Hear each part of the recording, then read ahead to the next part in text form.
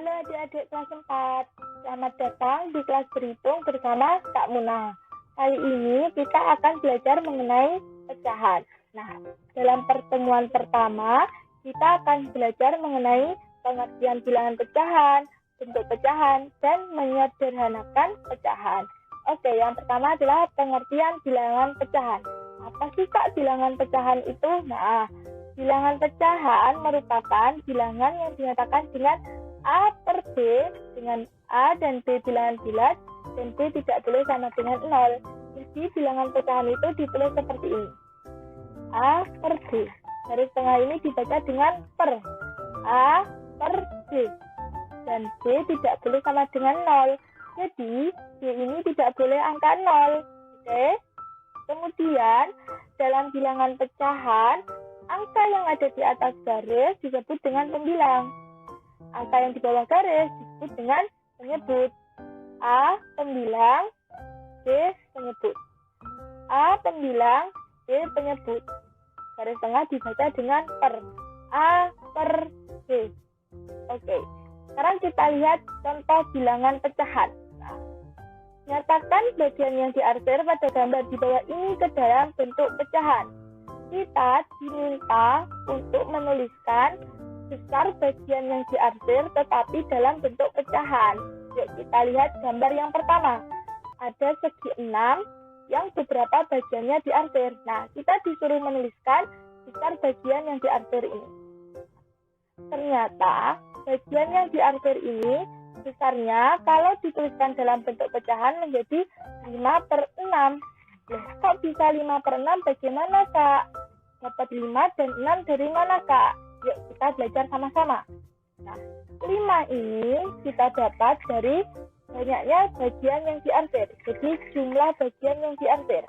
Kita hitung 1, 2, 3, 4, 5. Nah, ada 5. Kita tulis di atas.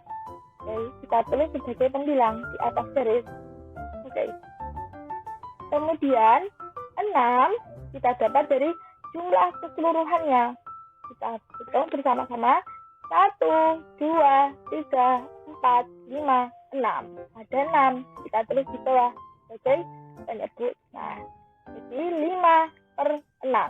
5 pembilang, 6 penyebut. Jadi artinya besar bagian yang diarsir pada gambar pertama adalah 5/6 dari keseluruhan bagiannya. Oke? 5/6. Kita ingat lagi yang di atas itu pembilang dan yang di bawah adalah penyebut. Sekarang gambar yang kedua. Kita kerjakan bersama-sama. Jika kita mau menuliskan besar bagian yang diarsir tapi dalam bentuk pecahan. Yang pertama, kita hitung dulu banyaknya bagian yang diarsir. Ada berapa? 1, 2, 3. Ada 3. Terus di sini 3. Per berapa jumlah keseluruhannya? 1, 2, 3, 4. Ada 4. Kita tulis di bawah sebagai penyebut. Nah, 3/4. Jadi besar bagian yang diarsir pada gambar kedua adalah 3/4 dari keseluruhannya. Oke.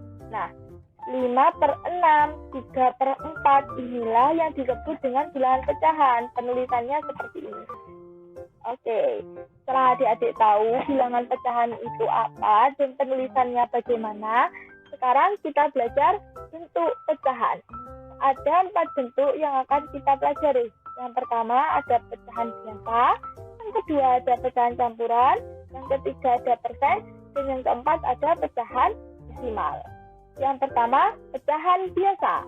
Pecahan biasa adalah pecahan yang hanya terdiri dari pembilang dan penyebut.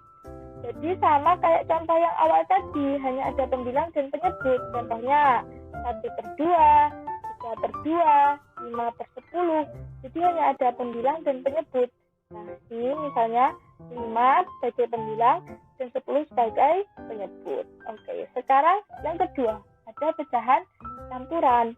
Nah, kalau pecahan campuran ini adalah pecahan yang terdiri dari bilangan bulat dan pecahan biasa. Nah, kalau pecahan campuran ada bilangan bulat.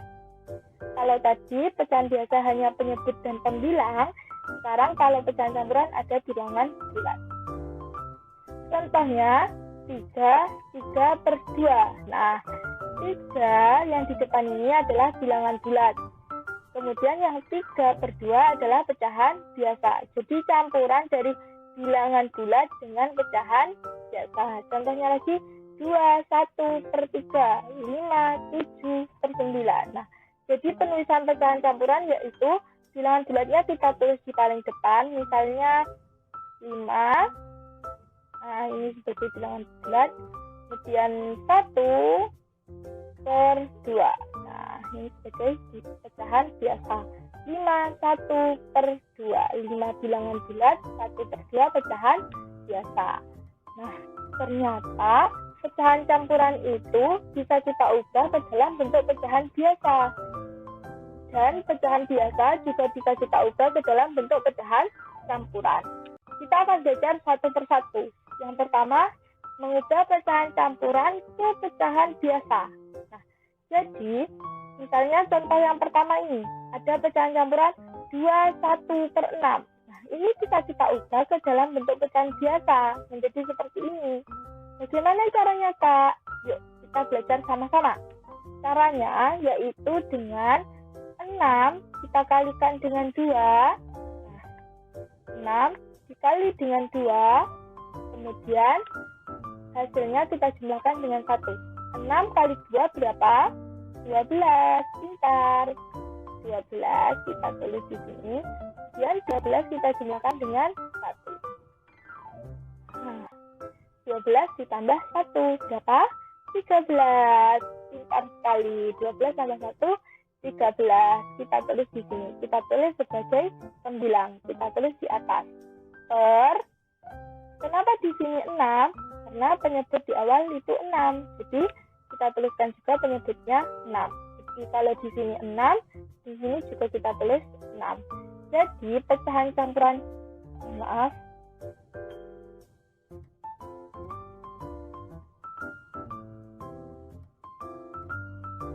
Jadi pecahan campuran 21/6 jika kita ubah ke dalam bentuk pecahan biasa menjadi 13/6.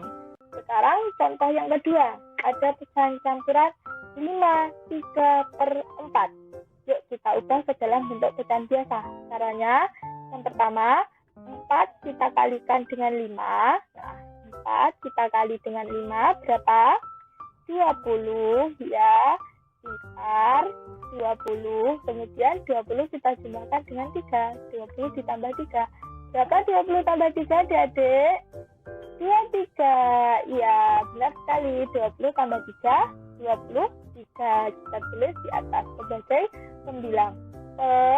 Karena di sini penyebutnya 4, maka di sini kita tulis juga penyebutnya 4. Jadi 23/4. Oke.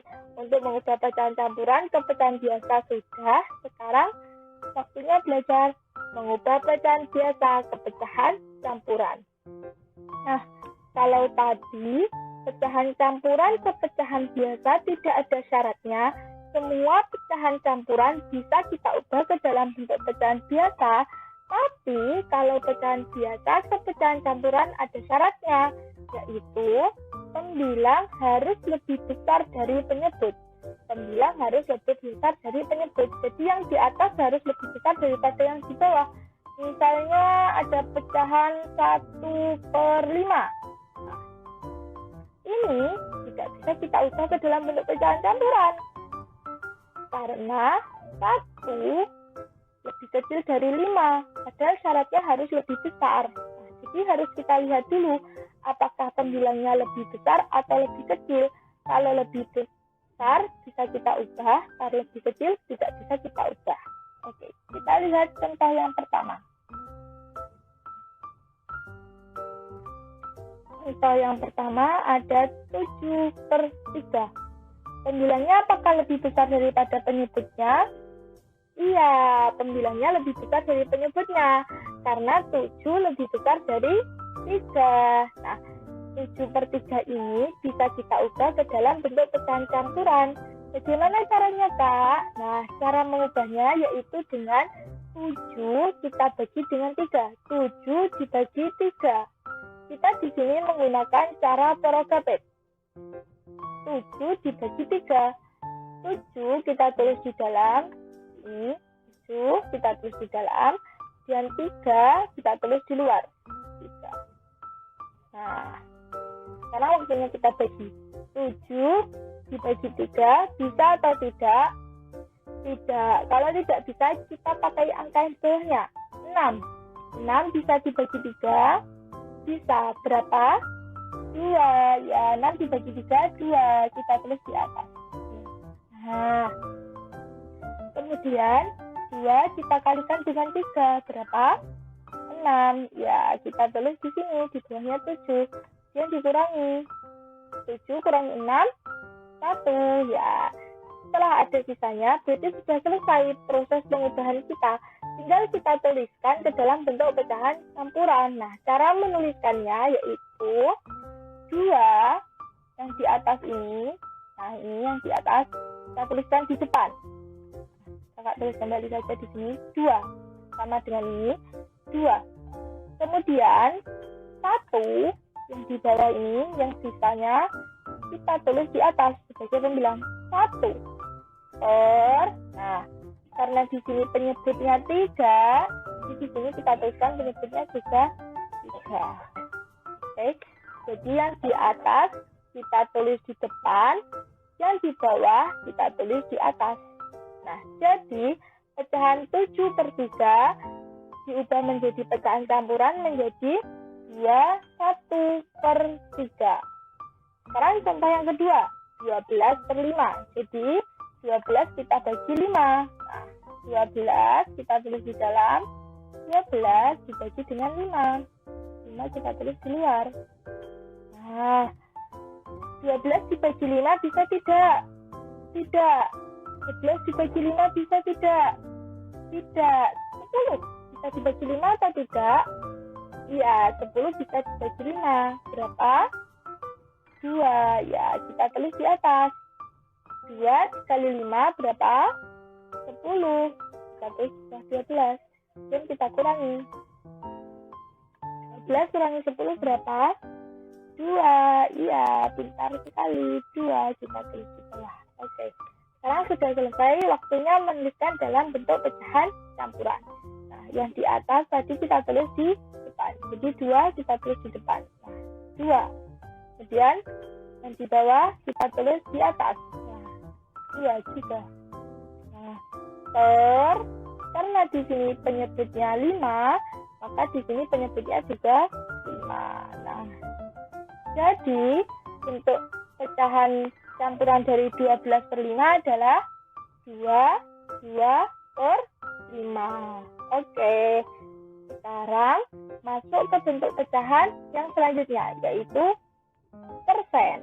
Nah, persen adalah suatu bilangan yang dibagi 100 atau suatu pecahan atau suatu bilangan pecahan yang penyebutnya 100. Persen ditandai dengan tanda seperti ini. Oke. Jadi jika ada angka diikuti dengan tanda seperti ini, maka disebut dengan pecahan persen atau persen. Contohnya ada 75/100. Nah, karena ini penyebutnya 100, jadi bisa kita tulis dengan 75%. Ini kita baca dengan persen, 75%. Oke. Kemudian kalau ada 10%, 10 diikuti dengan tanda ini, kita baca dengan persen, juga bisa kita ubah dengan bentuk pecahan biasa, yaitu menjadi 10/100. Karena tadi persen itu penyebutnya harus 100. Nah, oke. Sekarang bentuk pecahan yang terakhir, yaitu pecahan desimal. Pecahan desimal adalah bilangan yang diperoleh dari hasil pembagian suatu bilangan dengan 10, 100, 1000, dan seterusnya. Nah, pecahan desimal ini ditandai dengan tanda koma. Jadi apabila ada suatu angka, kemudian ada tanda komanya, maka angka tersebut disebut dengan pecahan desimal. Bilangan tersebut disebut dengan bilangan pecahan desimal. Nah, contohnya 1,2, 0,45, 0,125, 1,457. Nah, di sini ada tanda komanya. Nah, kemudian jika ada suatu pecahan desimal yang satu angka di belakang koma, angka yang di belakang koma hanya 1, ketika kita ubah menjadi bentuk pecahan biasa, maka menjadi pecahan yang memiliki penyebut 10. Nah, contohnya 0,n, karena ini angka di belakang koma cuma 1, yaitu misalnya n. Jadi, kalau diubah menjadi bentuk pecahan biasa menjadi n per 10, penyebutnya 10. Karena satu angka di belakang koma, maka penyebutnya menjadi 10. 0,nn, dua angka di belakang koma, penyebutnya menjadi 100. Kalau diubah menjadi bentuk pecahan biasa menjadi nn per 100. 3 angka di belakang koma, 0,nnn diubah menjadi bentuk pecahan biasa menjadi penyebut 1000, menjadi nnn per 1000. Contohnya, ada pecahan desimal 0,3. Kita ubah menjadi bentuk pecahan biasa menjadi 3 per 10. Kenapa penyebutnya 10? Karena di sini angka di belakang koma hanya 1, jadi kita memakai penyebut 10. Nah, 3 terdapat dari sini. Kemudian 0,21. Nah, angka di belakang koma ada 2, jadi penyebutnya 100, menjadi 21 per 100. 0,045. Nah, angka di belakang koma ada 3, 1, 2, 3.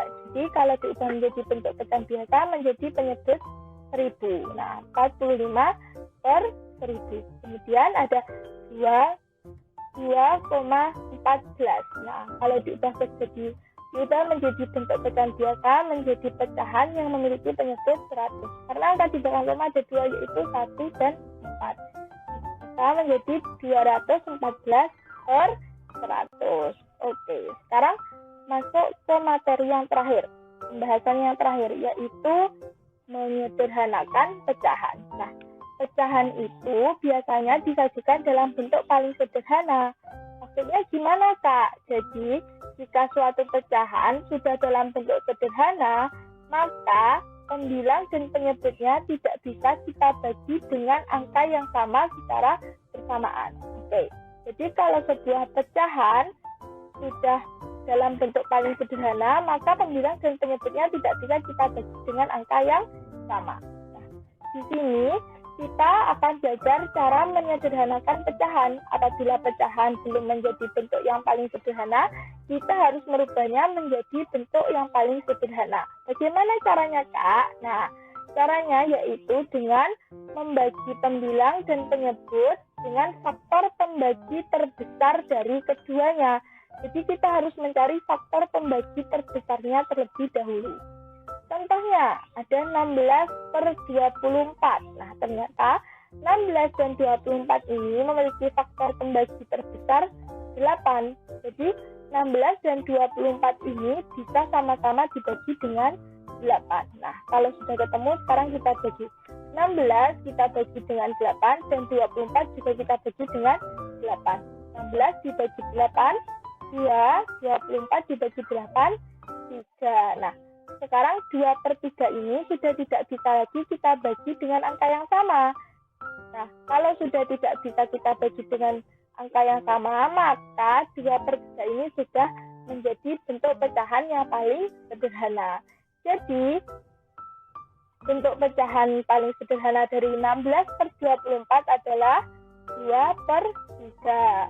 Kemudian contoh yang kedua ada 27 per 81. Nah, memiliki faktor pembagi terbesar 9. Nah, sekarang 27 kita bagi 9, 81 juga kita bagi dengan 9. Jadi 27 kita bagi 9, 3, 81 kita bagi dengan 9, yaitu 9. Nah, ternyata 3 dan 9 ini masih bisa kita sederhanakan lagi. Nah, 3 dan 9 ini masih mempunyai faktor pembagi terbesar, yaitu 3. Jadi masih bisa kita sederhanakan lagi, yaitu dengan sama-sama membagi dengan angka 3. Nah, kita tulis di sini 3 per 9.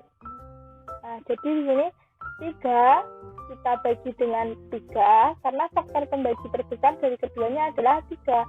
Dan 9 juga kita bagi dengan 3. Nah, menjadi berapa?